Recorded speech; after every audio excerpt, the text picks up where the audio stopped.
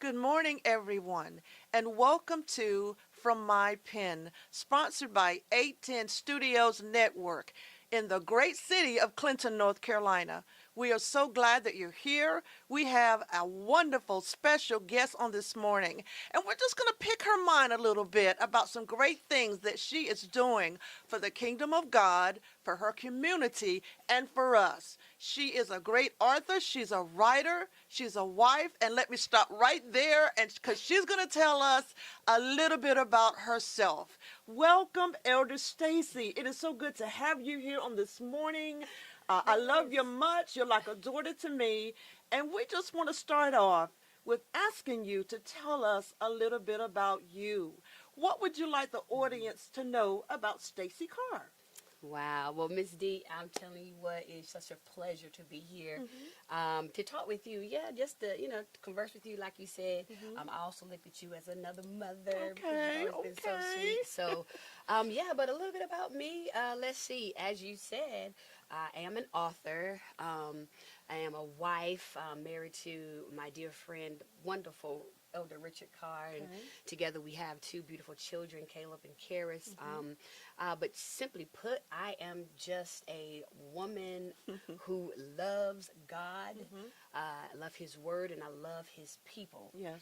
And that's what I tell people about me. That, in simply put, I love God. I love His Word. I always have, and so it drives everything that I do. I'm motivated by it, and I love to preach and teach. I know you do. Because I love His Word. I was preaching one time, and one pastor said, "You just love to preach, don't you?" He could just see it. And I never forget that. And I was like, absolutely. I know that's what God has called me to do. And so that's a little bit about me. Yes, it's beautiful. That little bit about you is absolutely phenomenal. Yes, So the next question is, from my heart to you, what inspires you to write? Where does that come from? Well, for me, I've always loved to write. As long as I can remember, I've been in a love relationship with my pen and my paper. Oh, God, that is so nice. Okay. Okay, I mean, we have a long-standing relationship because I look at it that way because I can always depend on my pen and my paper. I've always been a person who loved to write, and I think it's wonderful to be able to describe what I'm feeling. That's great. What I'm going through in that manner. I remember, just again, being a young girl, my mom, she told me recently that all I would do is write. I would be in my room and I would write, and I would have journals and journals and journals of things that I've written just because I felt like the pen and the paper understood me. Oh, that is and wonderful. I was always accepted with it, no matter what I was going through. It wasn't too busy for me, and so really every day, as far as I can remember, I would go in my room and I would just write stories and poems and, if I liked a boy or, whatever, yes. whatever I was going through, it was fun for me to create something from it. Okay. So that's what inspires me to write. I love it. I love the freedom I get to kind of pen my life. I think that is absolutely phenomenal. As a young lady, you go back and let's say that you say you've been writing for a long time. Basically, probably as long as you can pick up a pen and write. Probably in the first grade or kindergarten. Oh, yeah. And so that's my question. When was the first time that you said, "I'm going to write"? What you just described are diaries and journals of your life. So how old were you? Man. Can you remember? If I can remember my earliest thought, I had to have been in elementary. So what is that? What were we thinking? 8, 9, Yes. 10, somewhere around there, because I used to write. It started off writing little small poems. Okay. And then I would write little cute stories, and I would show them to my mom and my dad. And that's what I did. And I even used to write songs. That is so cool. So I remember, because yes, I'm a PK, the daughter of Apostle William Powell. Thank you. And Carolyn Powell. Yes, ma'am. They raised me so well, and I love them so much for it. But I remember, my father, he had a church. He's still a pastor, but at that time, I would sing in the choir, and we sung one of my songs, and I was a little girl, and we sung one of my songs. And so, yeah, that was elementary school. I remember that years ago. Yeah. Do you remember any of the things that you wrote as a young child?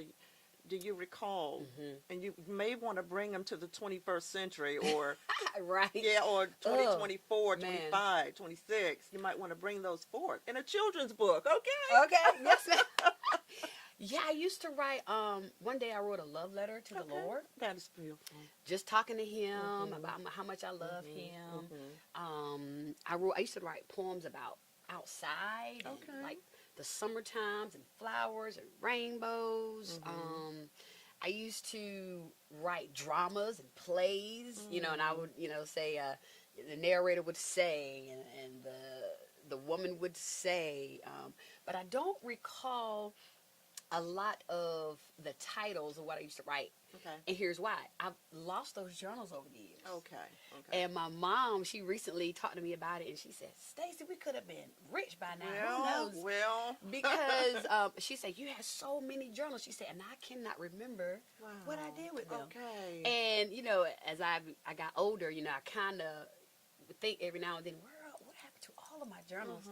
And I figured we just lost it within the transition of, when we moved houses a couple of times as I was growing up. But, yeah, for that reason, I just can't recall them. Other than that, it's just, again, me writing poems to, boyfriends. Yeah. Well, that's what it started off as poems. I used to love poems every day, just about anything. And then it moved to stories, and then it moved to dramas, then it moves to songs.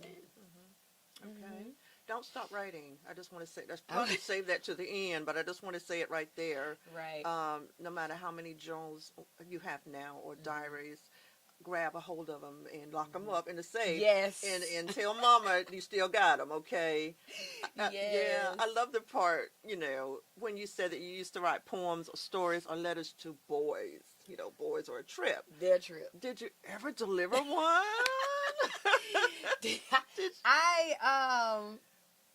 I never delivered the letters that I wrote. I would just keep them in my journal. Okay. Because again, my journals wasn't going to reject me. Okay. I didn't want to deal with any rejection. I could say what I wanted to say. I could be as open with my feelings as possible without the fear of rejection. So I would say the only love letter that I wrote was to my husband. Okay. And this was the day that I told him I loved him. Okay. And it's so beautiful. But the Lord, the way He gave it to me, I just wrote a poem about, and I called it Our Love, the story of our love. And I just talked about from the time we met each other and how He makes me feel. And then I think it kept on going, and towards the end it says, I love you. So I said I to say, I'm in love with you. I love you. And I remember I read it to him, and then I gave it to him. He was like, he never had anybody to do that, and he was like, I love you too. Oh, isn't that special? And I still have that letter. Yeah, don't throw it away. I'm not gonna throw that one away. It is filed away. But that's interesting. You would say that. Wow. Yeah, he was the only one that I ever actually gave it to. That is so special. I'm so proud of you. Okay, you and your husband. I'm very proud of you guys. And you've already answered the next question. The next question is, what genre or kind of writing do you like the most? And you pretty much just answered that with poems. Yeah. Some other things that you write, books about life, health, and strength. And so you've already answered that one. Yeah. So the next question I want to ask you is, this is one of my favorites because this happens to me. I think I shared with one of the authors that have come that, what do you do when you have writer's block? And I shared with Dr. Brown that I've been trying to write a book for 5 years. And I think I got a little bit of writer's block. Okay. Just a tiny bit. Yeah. So how do you handle that? And how the inspiration may stop, and you go to the computer or to a book or to your journal, and nothing will fall. It's like it's blocked. Oh, yeah. You can't okay, I know what I want to write, but it's not happening. Mm-hmm. So how do you handle that? That's right. Well, for me, I take a break. Mm-hmm. After the frustration, because like you said, you want to sit down, you want to kind of be committed to doing it, but nothing will come. Or if it does come, you're like, that doesn't sound right. I don't need to do that. And so I just take a break and I try to put my mind on something else for a while. Okay. And I'll say to myself, obviously, it is not meant for me to complete this book right now. I understand. Okay. And what I found in all of my years of writing is that sometimes, well, a lot of the times, we have to be mindful of seasons and everything, and it's appointed time. And sometimes, we want to rush it. Uh-huh. I want to be done with this book, okay? And we just write things, but is that what the readers need? That's right. Is that what will make the book is best, or is that you wanted to check something off of your list? But we want to. We think this is the bomb. This is it. This is going on chapter 5. Yes. It's the bomb. But I interrupted you, please. Right, you're right, because we do. We want to do that, and we want to have it done in 6 months. Yes, we want to have it done in 6 weeks. Yes. And I say, hey, depending upon your content, right? Sometimes you can't just finish a book within 6 weeks. Sometimes you might need to experience a little more. You might need to study a little more. Okay. Again, depending upon your topic. And then once you have what you need, I feel like the Lord would give it to you when you're in that place or in that season. Okay. And hey, if you got writer's block, can it be that reason? It's not yet time. Or is your mind too full of everything else? Okay. To where you can't focus on it and hone in on that. I've had that to happen as well. Okay. And sometimes I've just had to steal away and kind of clear my mind of all of the things that we have to do as women with all the hats. And then I can kind of clearly, release some of that stuff, and then I can receive and I can hear my thoughts, my own thoughts, and not everybody else's thoughts. Okay. Right? And then I can write it down. So I would just say kind of take a break. Make sure that it's not all the noise that you're listening to that's blocking your creativity, that's blocking what it is that you need to say, and then rest in that. It's gonna get done. Okay. It's gonna be all right. It's gonna be all right in its proper time. Okay. And then here we go. Balance. How do you handle balance? You have a wonderful husband. You have beautiful children. You're a professional woman yourself. Yes. Elder of the Church of Jesus Christ. Yes. You preach and teach the gospel. Lord, Miss Stacee. Right? Where's the balance? And I'm telling you, it's so important to balance. You don't want to get burned out on any one thing, right? But God wants us to enjoy life.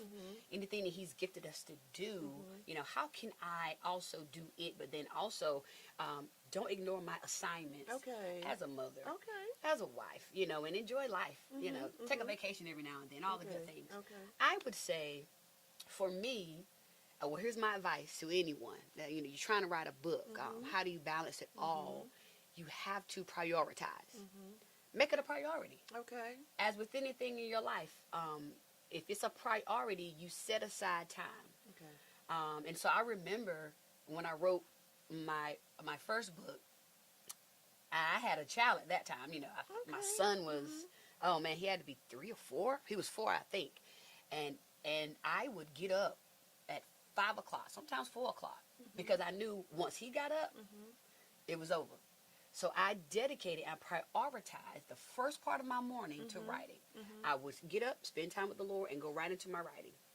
And I would write. I set aside at least an hour and a half every day. And then that was before 7 o'clock.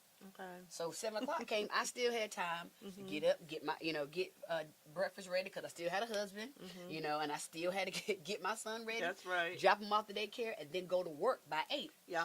Okay. And so got all that done. 5 o'clock comes, pick up my son, and we do life, right? But that's what I would say. You just have to prioritize and balance. So if there's something you want to do, prioritize it and get it done. Okay. And then plan. Okay. I think that's sometimes a good word. we just don't plan. We don't. We just jump in there, right? This is what I'm gonna do. even something as simple as, you want to take a trip. Oh man, it's been a while since I took a trip, or so like I'm very much a planner. So much so to like, I mean, I'm looking a year ahead of time. I'm looking 6 months ahead of time. Here's what we got coming up. Here's what I need to save up for. Here's what I need to store up for. Here's how many days I need to take off. Okay. And so it's the same thing with a book. Okay. Okay, set a goal. Set that goal to say, God, I would like to have this book done by such and such time. What is it going to take for me to get there? And then you prioritize that time. So I need to be writing at least 5 times a week. Okay. I need to sit down and write and actually give my attention to it for 5 years for 5 days out of that week and see what happens. Okay. Let me know if you agree with this statement. Like you said, you have to plan. So with that said, how do you implement creativity, convincing, and being relatable? Okay, talk to me about that. Convincing, creativity, and relating. You're going to relate to me? Yes. Or you're going to relate to a 25-year-old? That's right. Talk to me. That is so important. Anybody that's going to write, you have to, first of all, be aware of your audience. Okay, so, and if you're going to relate to your audience, you have to study and know what that audience goes through. So I can't say I'm going to write a book for 60-year-olds and I talk about rainbows and blue skies and rabbits and Easter eggs, but I need to be talking about, what happens when the nest is empty and children are gone, and how do you deal with aging and gray hair and all those things. So I would just say, number one, you're going to be relatable, know your audience, study your audience, right? Use the words your audience would know. That's good. That's really good. And that's whether it's age, whether it's race, whether it's culture. There's some different cultures that speak differently, that understand things differently. I agree. And so for me, just like no different than me writing a children's book or an adult book. In an adult book, I'm going to use certain words. In a children's book, I'm going to use certain examples that I wouldn't use in an adult book. I understand. So I would just say, in order to be relatable, study your audience, know your audience, speak to your audience, and know what they need. Okay. Right? Then you can relate to them. You can relate that thing. You can say, you're going to use an example that only a 25-year-old would know. Okay. Only a college student would know because you've been to college. So if my audience is college students, I'm going to talk about when I was on college and no boundaries and, no time where we have to get up at a certain time or do a certain thing. So I would just say that, and from there you can be creative. Imagine what it's like to be 60, even if I'm not 60. What is it? What? Because I've now studied 60-year-olds. Gotcha. Imagine, based off of what I have, what I know, imagine that. How would I feel? That's right. Right? And then you write from that perspective. Okay. Not from your perspective, because I'm not 60 right now. But I have to write from the perspective of a 60-year-old if that's my audience. Okay. That's pretty good. You're acknowledging who your audience is. You study them. And you realize that, these are not teenagers. I can't go up in there using teenage language. Yes. Now, sometimes I'm 67. I do say the bomb. Right. And I don't realize they don't say that. No, they keep telling me, Mama, we don't say that anymore. But every now and then I will. Yeah. But with that said, study your audience, realize who they are. If they talk like a 60-year-old, you're not 60, but just be relatable, and then that will take you all the way to convincing, possibly convincing, but I'm going to be positive. I'll say convincing the audience of what you want them to know. Absolutely. So I think that's some good information for me. I'm going to take that away. Yeah. I think it's great. How do you handle criticism, negativity? That book, her, she gonna write that. Right. I know her. I know her I know her when she come from. Yeah. I knew her family. Writing is not there, which they don't know. But how do you handle those kind of things? Oh man, I tell you, it used to any negativity It does. can It bother bothers. you. It does. You know, especially if you feed into it. Yeah. You know, everybody wants to be liked. I don't care what people say. Oh, it don't bother me. Sticks and stones may break my bones. Words never hurt me. Words do hurt. They hurt. Words do hurt, especially if you don't have anything to buffer it or to defend against those things. And so that's how I used to be as a young lady, you know, not having anything to buffer it with. Oh, okay. That was instilled within me. Same here. You've got to have something to kind of brush off and say, no, I know who I am. Okay. And at the same time, you got to be realistic that on this journey that we call life, we are not going to please everyone. It's just not going to happen. So I had to determine in my mind, am I going to try to be pleasers of men all my life? Because I used to be. And then it left me in a desolate place. It left me in a place where, you know, I was insecure and I was fickle and I was changing with the wind because I needed people to approve of me and like me. But then, you know, as you learn more and you know more, you do better. And so I just come to the realization that everybody is not going to like me, is not going to be my friend, is not going to be my fan or rooting for me, and that's okay. You know, the Bible talks about beware when all speak well of you. I mean, come on now. Everybody ain't going to like you. So you might as well, if you're going to anger somebody, if they're going to say something negative about you, make sure that they're talking the truth about you. And you are on, for me, I'm on the Lord's side. And so as long as I am saying what I feel the Lord is leading me to say, whether I'm preaching, teaching, whether I am in my writing, then I'm okay with that. And also, I understand that it will happen. So what I do is I'm not unrealistic to the fact. I understand that it will happen, but I don't let it deter me or sway me. And that's how we have to be in life. Not even just authors or not even in Christendom, but in life in general. You know, people, there will always be someone who speak negatively about you or who will try to stop your progress. That's just how they are. And you have to determine in your mind that whether you're trying to write a book or whether you're trying to buy a house or whether you're trying to have a marriage or, you know, break a generational curse, you have to make up in your mind that I'm not going to let the negativity of others stop me. That's right. That's where I had to come to. That's the bomb, okay? I want to piggyback just a little bit on wanting to be like Mike. Yeah. Wanted to be like everybody else. And I tried to be. Yeah. And then when I got grown and started looking around at myself, I said, am I a chameleon? Right. You know, a chameleon lizard changes the colors everywhere. A chameleon may come in here right now and turn black if he gets on this table. Yeah. So, Stacey, I just want you to know that I've been there, and you just brought that back to my remembrance, that I was there.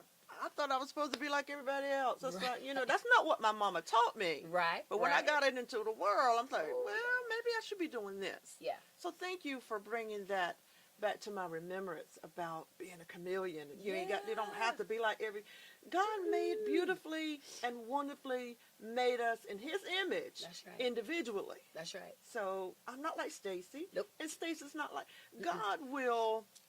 He will eat off. He'll feed off all of us, and that's the way He made us. I love that. Gosh, it's just wonderful. That's just the way it is. And y'all, the young lady standing over there, God made her different too. Yes, He did. Yes, He did. Yes, He did. So I thank God for Him doing that. He is so creative, isn't He? He is so creative, and I always tell people, hey, just be yourself. Yeah. Nobody can beat you at being you. Okay. So why would you want to be anything else? I agree. Find what's great about you, and then explore that and blossom. That's right. In that. Yes. When you look at anybody, so many people, you know, these celebrities or people that have done great things or, you know, been great trendsetters, you know, it wasn't because they were trying to be like somebody else, but it was because they were being themselves, and they grew and they poured out of who they were. Okay. And so to anyone that I talk to, especially the young people, I always try to tell them, you know, just be yourself. and watch what happens. You know, you don't have to, change your stripes. You don't have to change how you talk. You don't have to change how you dress. That's not how you want to dress. Exactly. You know, who are people? Why do we listen so much to people? Their opinions are ever changing, ever changing. And so when you absolutely take the time to know who you are, and here's the thing, they may not know who they are. That's right. And you're listening to them. Right. They don't know who they are. That's right. How they gonna help you to know who you are? That's right. So I'll tell everybody, know who you are first. Okay. Okay. And hey, if you don't know, because I didn't know fully, if you don't know, seek God's face about who He created you to be, and then grow from there. Okay. A great start would be this revised book that I have gonna come out a little bit later, talking about that very thing. Okay. Because years ago, my first book, I wrote a book called I Am. Yes. It is the shirt. Okay. But see, the thing is, that book is now being revised because I have now grown in God. And sometimes, that will happen. You learn more, God, right? And He exposes you to more. And you realize, hey, I need to put this in the book to help others. And so that's what has been going on with the book I Am.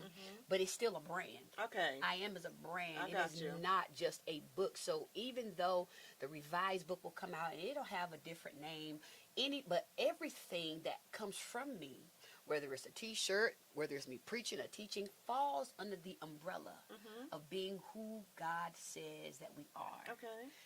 Only then can we really flourish Okay. in this world. Okay. So I Am is Yes. a brand, and things that you may do in the future books, volumes. Okay. I receive that. Yes. Clothing. Tennis shoes. Working on it Girl, right now. yes. It's gonna fall under I Am. It will fall upon everything. Okay. Yes, ma'am. Okay, that's phenomenal. And why is that? Mhm. Because that's the vision and the mission Okay. that He gave me, Okay. that He gave Stacey. Amen. But I didn't get that Mhm. until I was fully committed at being Stacey. Okay. Prior to that point, I wanted to do what everybody else was doing. Okay. And I was like, where do I fit? Mhm. I don't have to fit You don't in have this to world. fit. We're not Okay? supposed to fit. We're not supposed to fit. Okay. Okay? Make your own road. Make your Okay. own, place in this world. And then, grow from there. Then everybody's going to want what you have. Okay. Okay. And you can feed them from that. Okay. And so that is my mission, my purpose. Everything that I do is under being who God says I am. And so when I speak to people, I speak from that vision, from that mission. It doesn't matter if I'm in the store. It doesn't matter if I'm on the ball field with my son.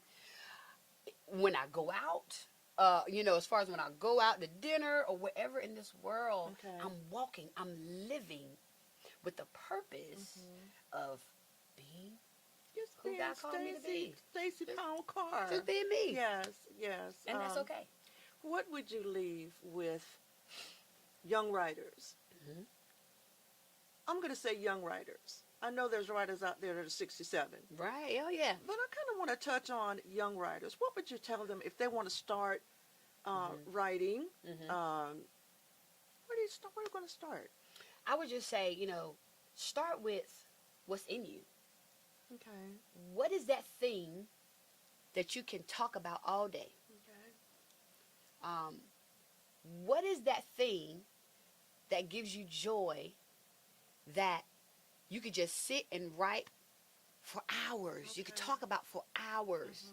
And then make a plan to sit down and put it to paper. Because a lot of times we have great ideas, but we don't put it to paper. Even if, we're in a technological world, put it in your phone. Gotcha.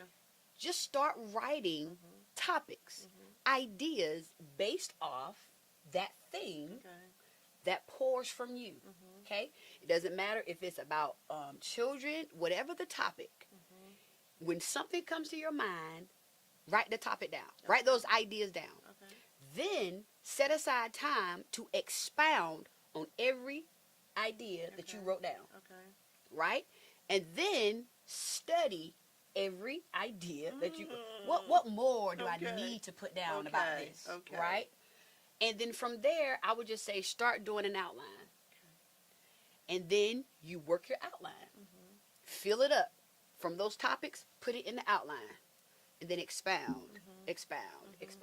Okay. But here's the key. You have to set aside time. And you have to be consistent. Be consistent. Okay. And I'm not talking about writer's block. But I'm talking about you are actively setting aside time. Okay. Intentionally to write. Okay. Right? Yes. And then if you do that, if you put the time in, you're going to write the book. That's the difference between somebody saying, I really want to write a book. But have you taken the time to do all those things and then say, hey, everybody, this first hour of my day, I'm writing.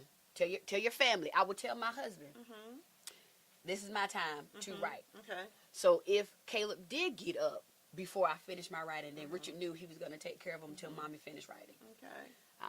So yeah, I would just say do that. Be consistent. Know that there's a purpose for your book, and people are going to be blessed by your book. They're going to benefit from your book, but you just got to sit down and write it. Yes, ma'am. Yes, ma'am. You've really touched my heart, my mind, my fingers, whether I'm writing or typing. You've really touched my heart on this morning. I'll get to writing on that 5-year book. Yes, ma'am. I'll do an outline. I'll start from scratch, and I'll do an outline of what really needs to take place with that book. Yes. So I just want to thank you. You've blessed my heart, and I know you've blessed our audience heart. And I am just so glad and elated that you were here on this morning. Would you like to say anything else about your upcoming book?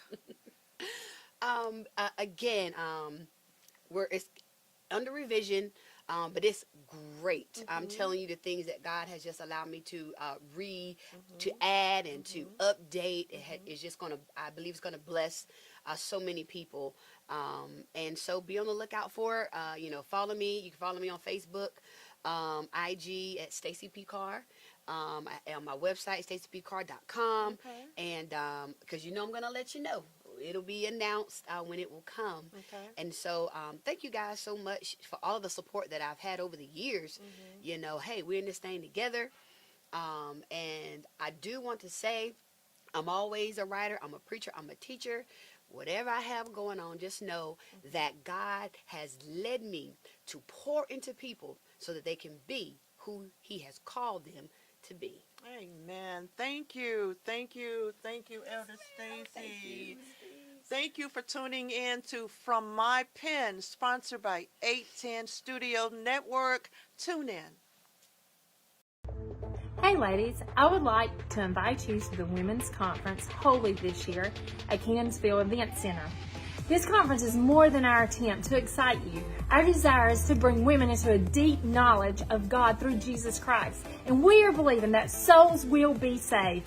Our God's people will be equipped to carry out His will in their everyday life. This year we specifically want to instill a deep appreciation of God's holiness and call on every believer to be more holy. Then we will see salvation, healing, and miracles as they follow in the wake of the gospel. You don't want to miss it.